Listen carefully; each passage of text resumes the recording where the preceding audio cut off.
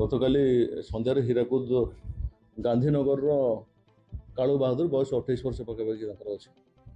ସେ ତାଙ୍କ ସାଙ୍ଗରେ ତାଙ୍କ ସାଙ୍ଗ ହେଲା ସତ୍ୟରଞ୍ଜନ ଧଳଙ୍କ ସହିତ ବାଇକ୍ରେ ଯାଉଥିଲେ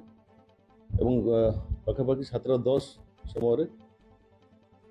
ତାଙ୍କ ସବଷ୍ଟେସନ ପଡ଼ା ପାଖରେ ତାଙ୍କୁ 6 ଜଣ ଆମର ଯେଉଁ ତାଙ୍କର ସଂଘବଦ୍ଧ ଭାବରେ ତାଙ୍କୁ ଆକ୍ରମଣ କରିଥିଲେ ବିଭିନ୍ନ ମାରଣାସ୍ତ୍ର ନେଇକରି, ଯାହାଫଳରେ କି ତାଙ୍କର ଘଟଣାସ୍ଥଳରେ ହିଁ ମୃତ୍ୟୁ ହୋଇଯାଇଥିଲା ଏବଂ ତାଙ୍କ ଯେଉଁ ସାଙ୍ଗ ଥିଲେ ସତ୍ୟ ଧଳ ସେ ବର୍ତ୍ତମାନ ଭୀମସାରରେ ଟ୍ରିଟମେଣ୍ଟ ହେଉଛନ୍ତି ଏବଂ ଉକ୍ତ କେସ୍ରେ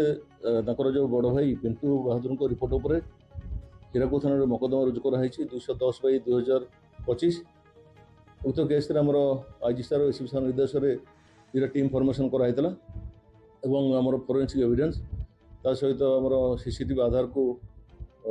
ବେସ୍ କରିକିରି ଆମର ଇନଭେଷ୍ଟିଗେସନ୍ ପ୍ରକ୍ରିୟା ଜାରି କରିଥିଲୁ ଏବଂ ଏସଏ ମଧ୍ୟ ସ୍ପଟ୍ ଭିଜିଟ୍ କରିଥିଲେ ଏଥିରେ, ଯାହାଫଳରେ କି ଆମର ସେଥିରେ ଯେଉଁ 6 ଜଣ ଲୋକଙ୍କୁ ଚିହ୍ନଟ କରାଗଲା ଯେଉଁମାନେ ଅଭିଯୁକ୍ତ ଥିଲେ ତାଙ୍କୁ ଆମେ ଯେଉଁ ଟିମ୍ ମେମ୍ବର୍ସ ଯେଉଁମାନେ ଯାଇଥିଲେ ସେମାନେ 6 ଜଣଙ୍କୁ ରିଟର୍ଣ୍ଣ କରି ସକ୍ଷମ ହୋଇଛନ୍ତି ଏବଂ ଆମର ପରବର୍ତ୍ତୀ ଯାହା ଇନଭେଷ୍ଟିଗେସନ୍ ପ୍ରୋସିଜିଓର କଣ୍ଟିନ୍ୟୁ କରୁଛୁ ଏବଂ ଡିଟେଲ ଯାହା ଆମର କାଲି ଇନଭେଷ୍ଟିଗେସନ୍ ଯାହା କିଛି ବାହାରିବ ଏବଂ ଫର୍ଦର ଡେଭଲପମେଣ୍ଟ ଆମେ ଆପଣମାନଙ୍କୁ ଜଣାଇବୁ। ଆମେ ତାଙ୍କର ବୟସ ମଧ୍ୟ ଭେରିଫାଏ କରୁଛୁ, କେତେ ତାଙ୍କର ଏଜ୍ କ'ଣ ଅଛି ଆମେ ଡିଟେଲ ତାଙ୍କର ଗୋଟେ ପ୍ରିଭିୟସ୍ ଏନିମିଟି ଥିଲା ଯେ କାଳ ବାହାଦୁର ସେ ଆମର ବଣ୍ଟି ହରେଶ ବେହେରା, ସେ ହେଲେ ଆମର ସାଇନ ବେହେରା ଜଣେ ଅଭିଯୁକ୍ତଙ୍କର ଭାଇଙ୍କୁ 2019 ମସିହାରେ ମର୍ଡର କରିଥିଲେ ଏବଂ ସେଇଟା ତାଙ୍କର ଗୋଟେ ରାଗ ଥିଲା, ସେ ରାଗର ପ୍ରତିଶୋଧ ନେବା ପାଇଁ ମାନେ ପ୍ଲାନ୍ କରିକି ସଂଘବଦ୍ଧ ଭାବରେ ଆକ୍ରମଣ କରିଥିଲେ।